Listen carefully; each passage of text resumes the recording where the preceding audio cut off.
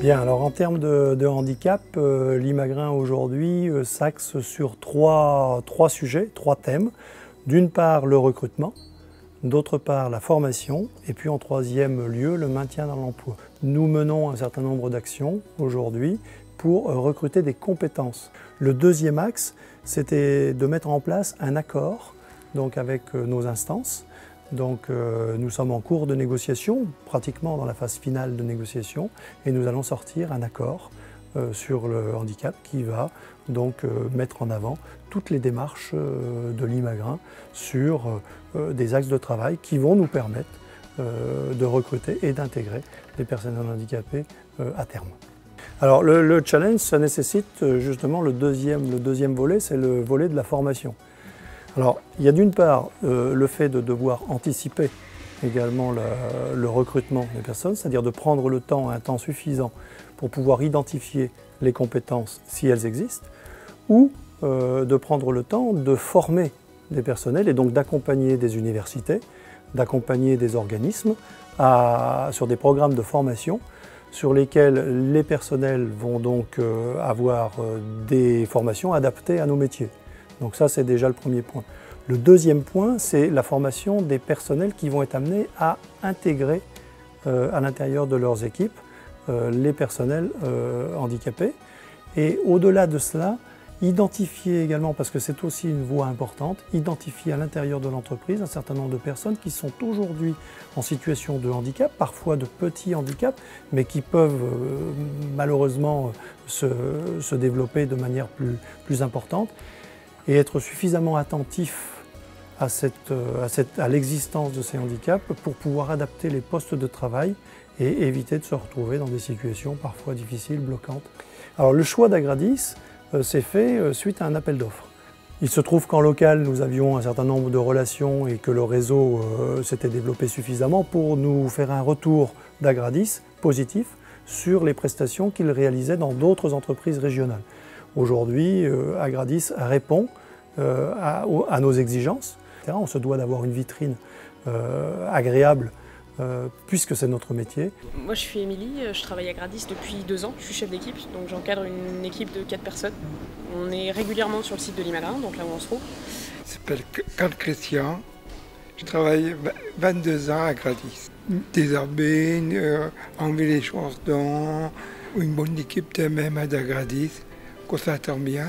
Donc nous avons créé un jardin bouquetier avec la possibilité pour les salariés de venir couper ces fleurs et d'être en relation donc avec les personnels d'Agradis qui vont entretenir.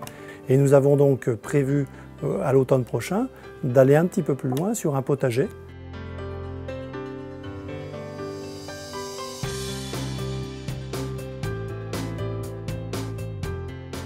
Il y a 4 ans environ, l'entreprise en salle d'eau a décidé de sous-traiter l'assemblage d'un certain nombre de produits pour se concentrer sur son core business qui est le réglage et le test final.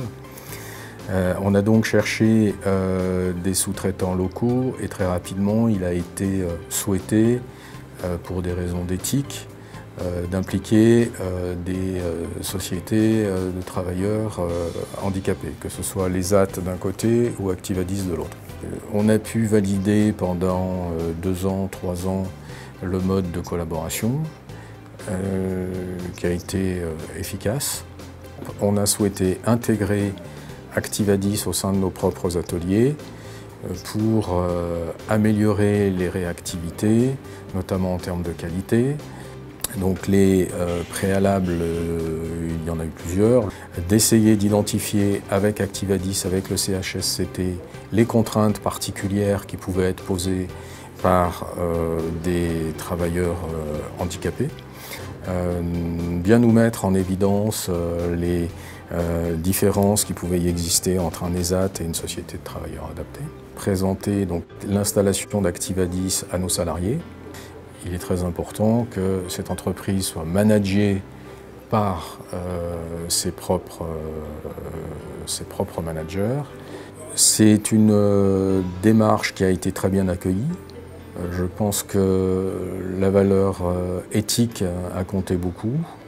très franchement, pour nous, il n'y a pas eu d'impact et on n'a senti aucune différence. Et aujourd'hui, on est quand même fiers de faire ce type de produit-là, de voir les personnes d'Activadis s'accrocher sur ces produits-là et puis vraiment être intéressées.